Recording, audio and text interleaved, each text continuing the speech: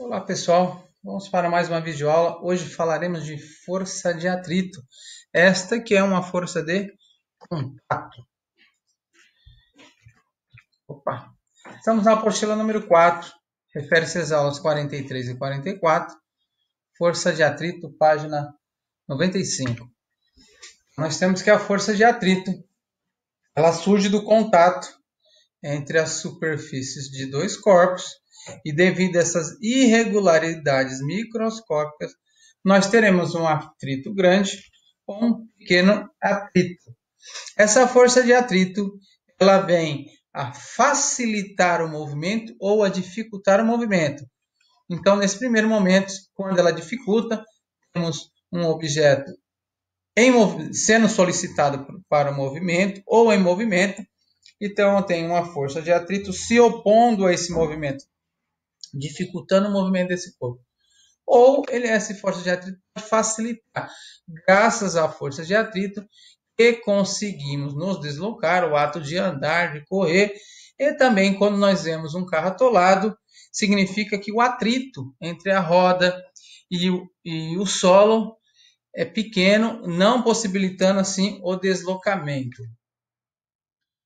Então, nós temos a situação quando o móvel ele está parado, então teremos uma força de atrito estática. Essa força de atrito estática, qual a característica dele? Então, temos o objeto parado, essa força F, a força solicitante ao movimento, puxa e não consegue deslocar. Então, nesse exato momento que surgiu uma força F, cuja intensidade não permitiu com que esse objeto deslocasse, então temos que a força atrito será igual à força solicitante. Aumenta-se essa força F e percebe-se que o móvel também não se desloca. Então, nessa segunda situação, eu tenho uma força F maior que a primeira e a minha força atrito ela vai ser igual à força F. Então, eu verifico que minha força atrito ela é variável.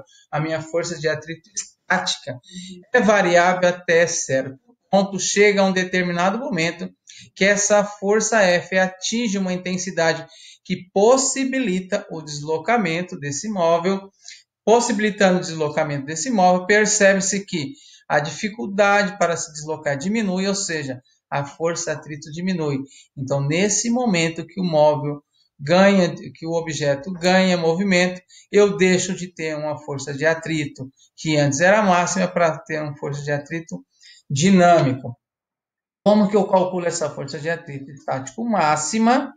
É o μe, que é o coeficiente de atrito estático, vezes a minha força normal. E a minha força de atrito dinâmico ocorre a partir do momento que foi vencida essa força de atrito estático máximo, o objeto está se deslocando. Como que eu determino? Então, vai ser o μd vezes a normal. Coeficiente de atrito dinâmico vezes a normal. Lembrando que, pelo gráfico, percebemos que a força de atrito estática máxima é maior do que a força de atrito dinâmico. E como que a gente calcula ambos? Mi vezes a normal. Normal aparece nas duas equações.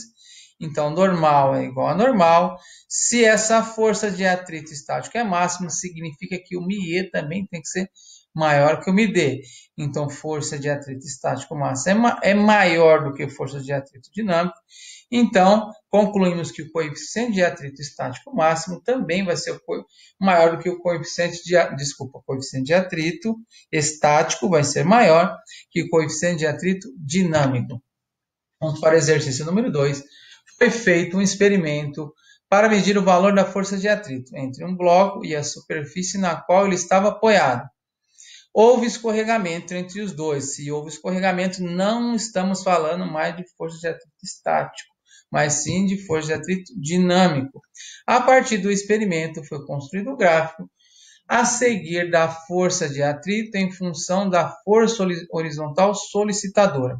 Então, a partir do momento que esse objeto está se deslocando, percebemos pelo gráfico que a força de atrito não modifica seu valor, é sempre o mesmo.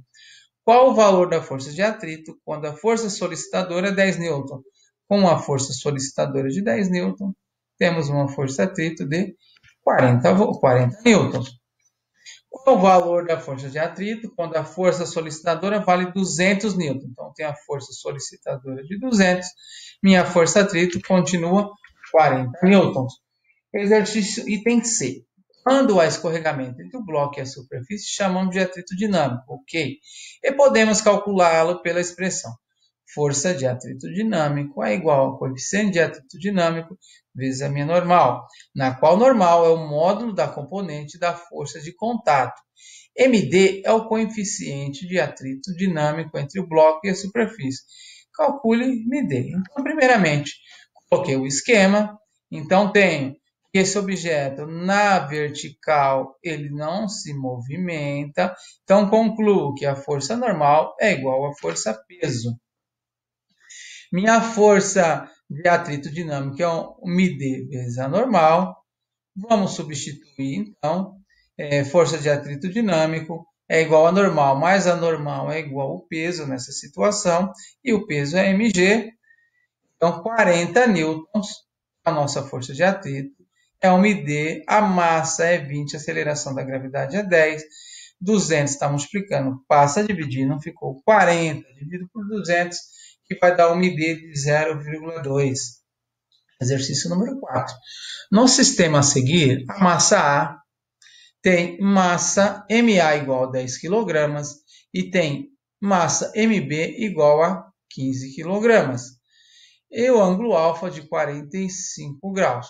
Calcule o coeficiente de atrito entre o corpo A e o plano para que o corpo se desloque com movimento uniforme. Se o movimento é uniforme, significa que a aceleração é nula. Então, a força que solicita o movimento tem que ser igual à força que impede o movimento. Então, primeiramente, vamos fazer o esquema, colocar as forças envolvidas no corpo B. Peso do B e a tração. No corpo A eu tenho a força-peso. Essa força-peso eu vou decompor ela na direção, essa direção da força-tração, que eu vou ter um PA seno θ, e decompor na direção da normal. Então, eu tenho PA cosseno θ. Então, PA cosseno θ e PA seno θ são componentes da força-peso, que deveria estar aqui apontando para o centro, tá bom? Então, a gente utilizamos as componentes, pois facilita a resolução do nosso problema. Então, a gente começa que a nossa tração ela é igual o peso do A seno alfa mais o FD.